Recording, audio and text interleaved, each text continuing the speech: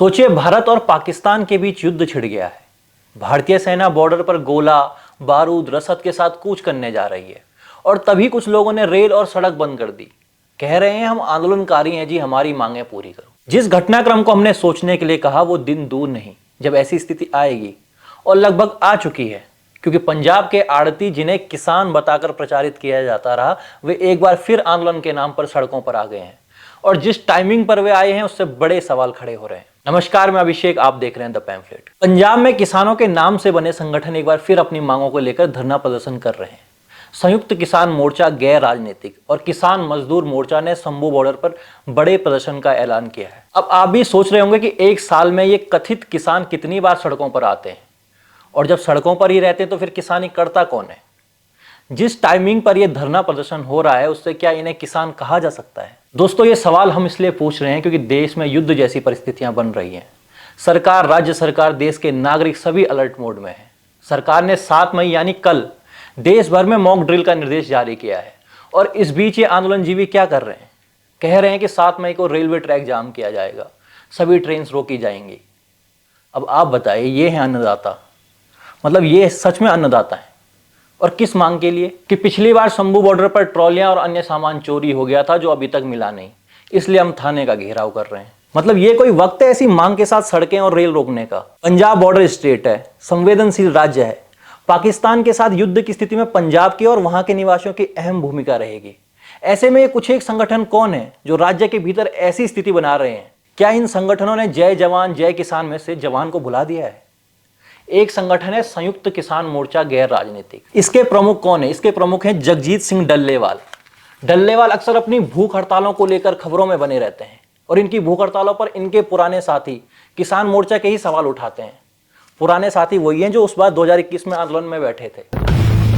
उन्होंने जो गलतियां कीतियां ने होईयां ने, भुख हड़ताल, मਰਨ वर्त रखना, फिर उन्होंने तोड़ देना। फिर हुण उन्होंने पिछे जे कल दी कोई वीडियो आईयां ने आखे जी मैं पानी छड़ता 10 दिनों लिए, तो कोई भाणा ही वरत्या, परमात्मा नहीं वापर सकता भाणा ही वर्त नहीं वर्त। मैं डॉक्टर भी हां, नहीं वर्त सकता इदा। अब एक दूसरे नेता हैं सरवन सिंह पंढेर, पंजाब किसान मजदूर संघर्ष समिति के महासचिव हैं। सरवन सिंह पंढेर को अकाली दल के पूर्व मंत्री विक्रम सिंह मजीठिया, वही मजीठिया खनन वाले, उनका करीबी माना जाता रहा है। और साल 2020-21 के किसान आंदोलन के दौरान सरवन सिंह पंढेर पर दिल्ली में हिंसा भड़काने का आरोप भी लगा था। अब यही संगठन पंजाब में जाम करवाने का माहौल बना रहे हैं। अब आप देखिए, एक तरफ पाकिस्तान है जहां सेना या नेताओं से लेकर एक आम भिखमंगा भी पाकिस्तान एकजुट होने का विचार रखता है, जंग में एकजुट रहना चाहता है। ठीक इसके विपरीत भारत की स्थितियां देखिए। युद्ध शुरू हुआ नहीं, 0.5 फ्रंट पहले ही खुल चुका है। क्या ये आड़तियों के संगठन सेना के मूवमेंट को लेकर की जा रही तैयारियों में बाधा डालना चाह रहे हैं? एक तरफ भारतीयों की मॉक ड्रिल और दूसरी तरफ रेल रोको आंदोलन। क्या इस तस्वीर से नियत स्पष्ट नहीं हो जाती है? जाहिर सी बात है, बॉर्डर स्टेट में रेल रोकने से फायदा किसे होने वाला है?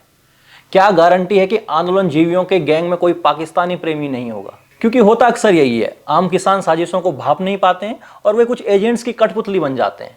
याद कीजिए साल 2021 का किसान आंदोलन। किसान आंदोलन के समय खुफिया एजेंसी ने अलर्ट जारी किया था कि आईएसआई के एजेंट किसान आंदोलन की आड़ में हिंसा भड़का सकते हैं। उस आंदोलन के दौरान आम आदमी पार्टी, खासकर अरविंद केजरीवाल, बड़े प्रसन्नचित्त रहते थे। लेकिन आज यही आंदोलन भगवंत मान की गले की हड्डी बन गया है। तब नौटंकी किंग अरविंद केजरीवाल ने तो बाकायदा इन्हें खाना पानी सब मुहैया करवाया था, अपने घर से नहीं, दिल्ली सरकार के अकाउंट से। मनीष सिसोदिया टैंकर लेकर पहुंचे थे, और भगवंत मान क्या कर रहे थे? ट्रैक्टरों की संख्या बढ़वाने में व्यस्त थे, शक्ति प्रदर्शन कर रहे थे। आज भगवंत मान मुख्यमंत्री हैं तो उन्हें समझ नहीं आ रहा है किया क्या जाए। जिस चिंगारी को वे तब हवा दे रहे थे, वे आज उनके लिए आग बन चुकी है। अब शायद यही कारण है कि वे हताश, निराश और तिलमिलाए नजर आ रहे हैं।